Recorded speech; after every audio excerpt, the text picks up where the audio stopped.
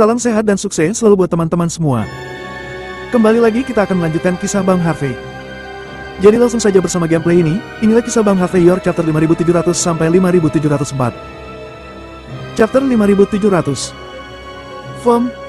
Setengah jam kemudian, kendaraan berhenti di gerbang kantor polisi di daerah baru di outskirt. Detektif itu berjalan turun sambil menatap Harvey York dengan dingin dan berkata, "Turun dari mobil." Harvey York berjalan dengan acuh tak acuh, sambil sekali melirik ke kiri dan ke kanan.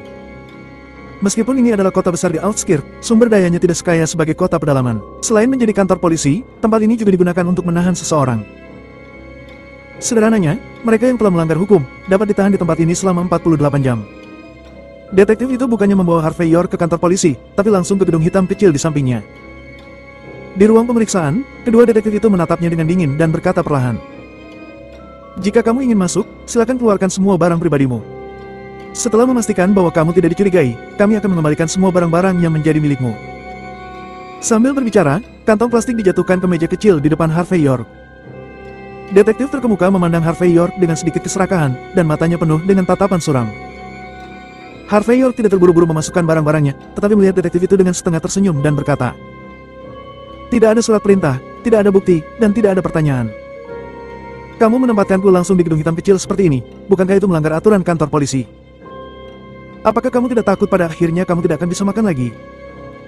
Detektif itu tertegun sejenak, lalu membanting meja kecil dan berkata dengan tajam, "Apakah kamu mengajariku bagaimana melakukan sesuatu? Biarkan aku memberitahumu. Bahkan jika aku dengan sengaja memenjarakanmu selama 48 jam, aku hanya akan didenda paling lama setengah tahun. Tapi aku hanya ingin menguncimu selama 48 jam sebelum bertanya, apa yang bisa kamu lakukan padaku?" Harvey York tersenyum dan berkata, "Percaya atau tidak butuh waktu 48 jam. Dalam setengah jam saja, kamu akan memohon padaku untuk mengeluarkanku dari sini." Detektif itu mendengus. "Aku akan memohon padamu, kecuali jika kamu menjadi mayat." Harvey York tidak mengatakan apa-apa lagi, tetapi mulai mengeluarkan barang-barang miliknya. Kartu kontrol akses, kartu emas hitam, jam tangan Rolex, dan ponsel. Gerakan Harvey York sangat lambat, tetapi semuanya membuat mata para detektif di sekitarnya sedikit berkedip. Karena apakah itu kartu akses dari Villa Gunung Eden, kartu emas hitam, atau jam tangan prototipe Daytona Rolex? Semuanya menunjukkan identitas Harvey York yang luar biasa. Jika itu normal, bahkan jika mereka diberi keberanian selama sehari, mereka tidak akan membuat masalah dengan tiran lokal tersebut. Pada saat mata orang-orang ini berkedip, Harvey York dengan santai mengklik tombol daya ponsel. Tetapi pada saat yang sama, sebuah pesan dikirim ke ponsel Yvonne Xavier, yang berisi video yang baru saja diambil. Setelah meletakkan telepon, Harvey York mengangkat bahu dan berkata dengan sedikit tersenyum, "Apakah kamu belum akan membuka pintu gudang ini?" Detektif terkemuka tertegun sejenak, dan kemudian berkata dengan kejam, "Aku sedang berbicara tentang mengambil semuanya. Apakah itu belum jelas? Bukannya kamu ingin aku menggeledah tubuhmu, jadi kamu harus mengeluarkan semuanya kan?" Harvey York tersenyum dan berkata, "Detektif yang terhormat, aku berani bersumpah dengan hidupku bahwa aku hanya memiliki yang apa ada di seluruh tubuhku. Jika kamu menginginkan hal lain, aku tidak punya apa-apa." Wajah detektif itu menjadi dingin, dan dia meraung, "Bajing, jangan berbicara omong kosong. Kamu tahu apa yang aku bicarakan? Kamu pikir kami tidak tahu apa yang sudah kamu lakukan?" Chapter 5701. "Oh." Harvey York menepuk kepalanya dengan ekspresi pura-pura baru tersadar. "Bukankah itu membicarakan tentang manik-manik si yang kudapatkan malam ini? Jadi kamu datang untuk hal itu, kenapa kamu tidak mengatakannya lebih awal?" Harvey York menghela napas. "Jika kamu mengatakan sebelumnya, tidak akan ada begitu banyak kesalahpahaman." "Kasihan." Detektif itu berkata dengan dingin. "Tidak ada kesalahpahaman, keluarkan saja barang-barang itu dengan cepat. Jika kesalahanmu dikonfirmasi, benda itu adalah barang curian dan harus disita." Harvey York tersenyum dan berkata, "Bukannya aku tidak mau menyerahkannya, tetapi aku benar-benar tidak memilikinya." "Tidak ada." Detektif itu langsung menempelkan senjata api di dahi Harvey York. "Aku pikir kamu tidak akan menangis sebelum melihat peti mati."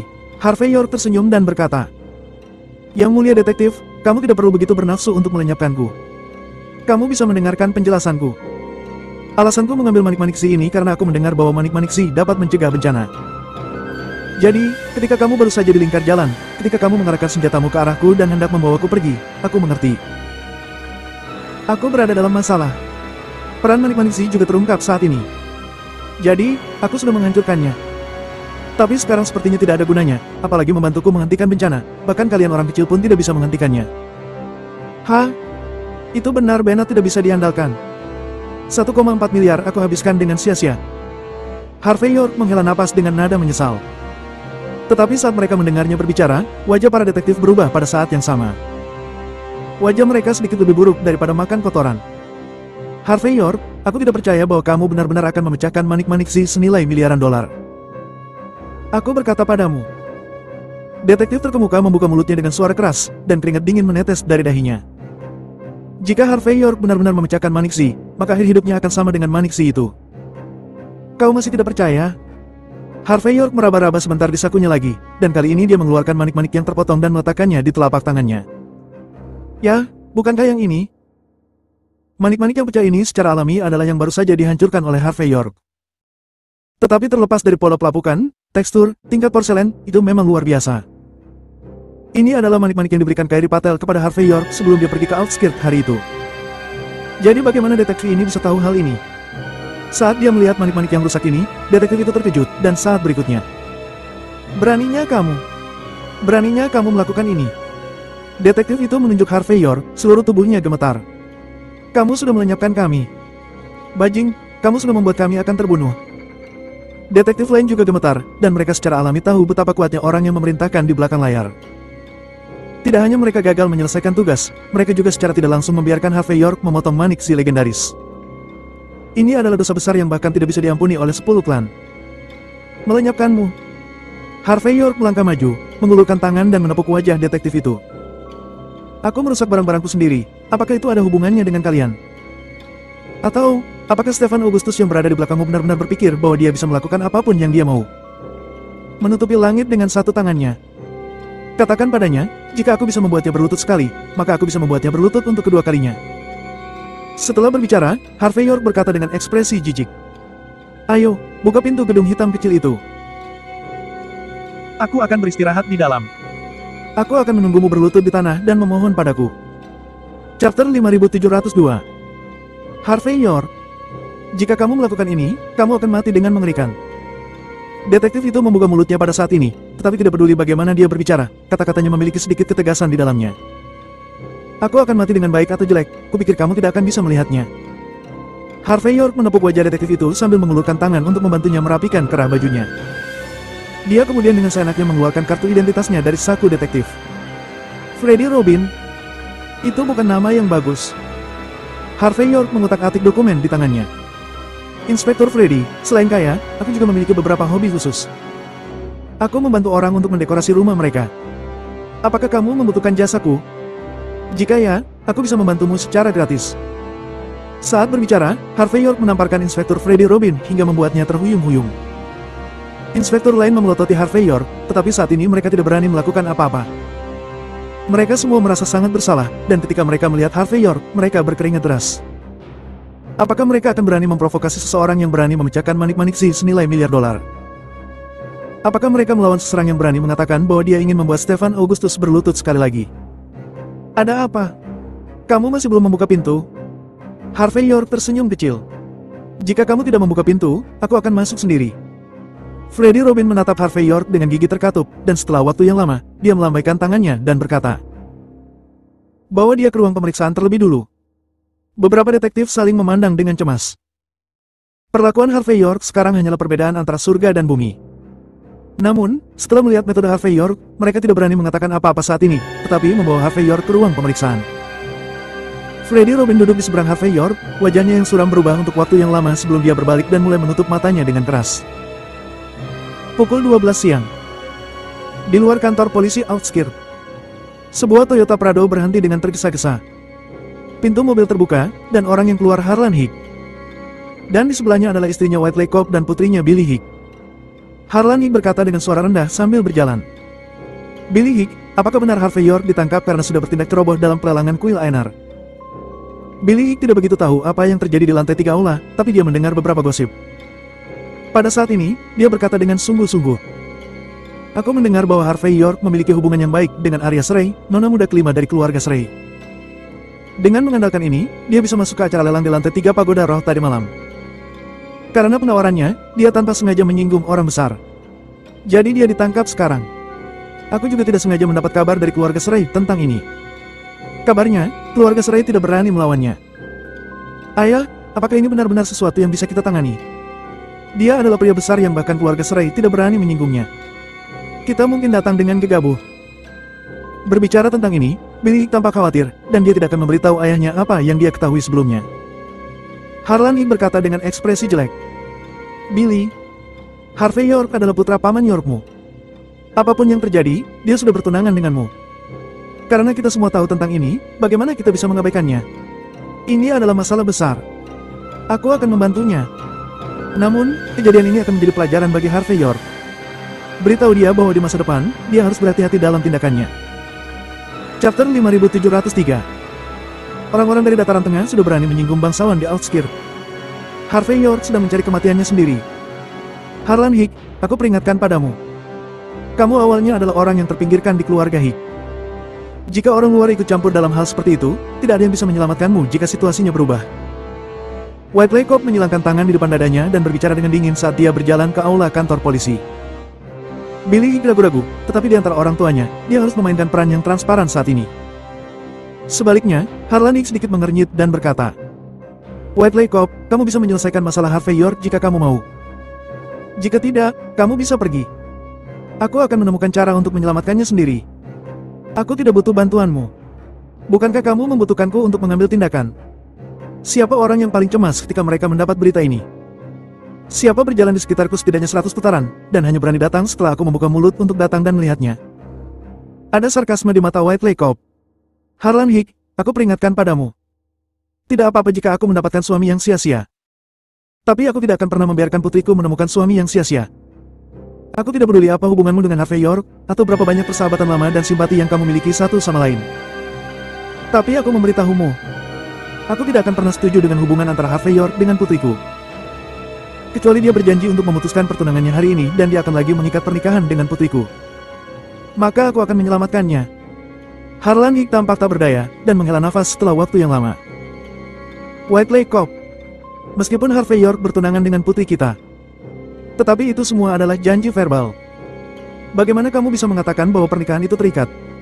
Mereka akan menjadi pasangan muda jika mereka mau. Tidak apa-apa jika kamu tidak menyetujuinya. Sekarang adalah era di mana cinta itu bebas. Kita yang lebih tua tidak bisa terlibat terlalu banyak. Whiteley Cop mencibir. Cukup. Jangan mainkan trik ini denganku di sini. Ketika aku memainkan set ini, kamu masih kencing di pinggir jalan.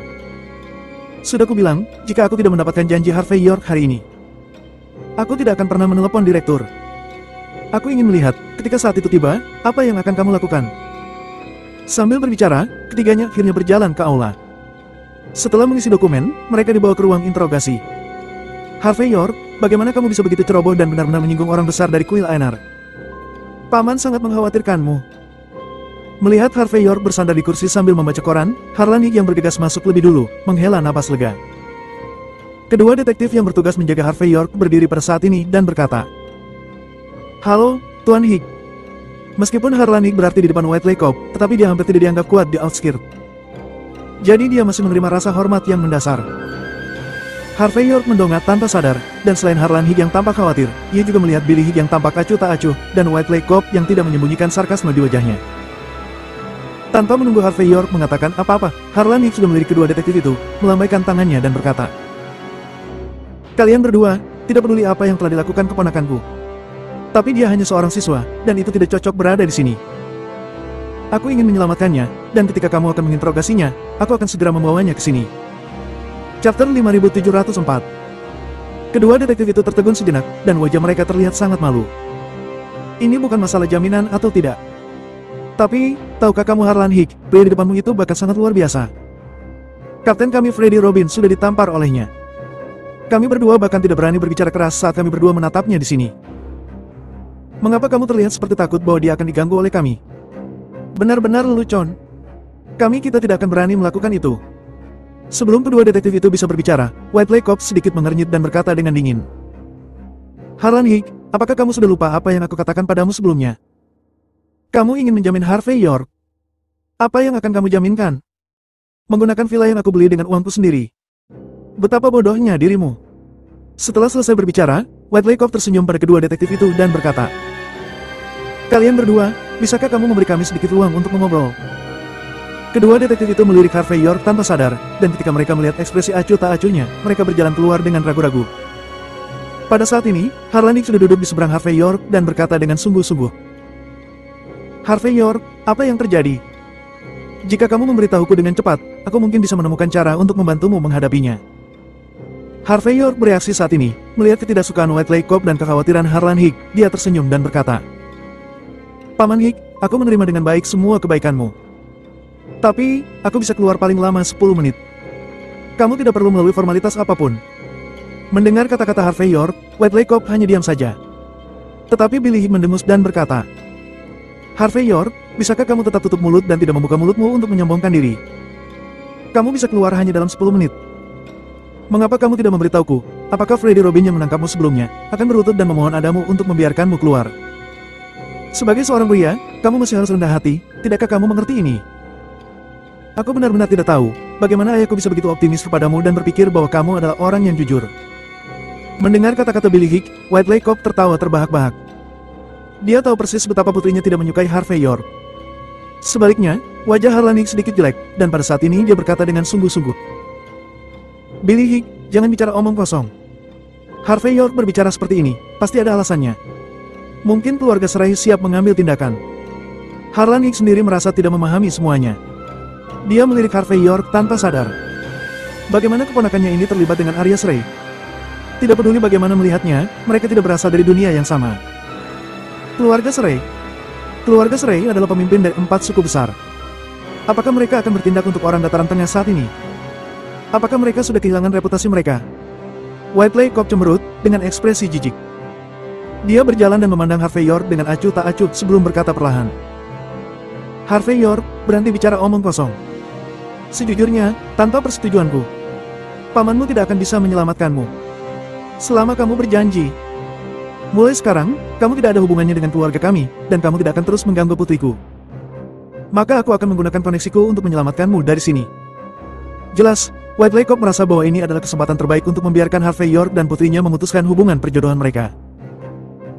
Jika kesempatan ini berlalu, maka tidak akan mudah untuk membuat Harvey York dan putrinya memutuskan pertunangan secara terbuka dan jujur.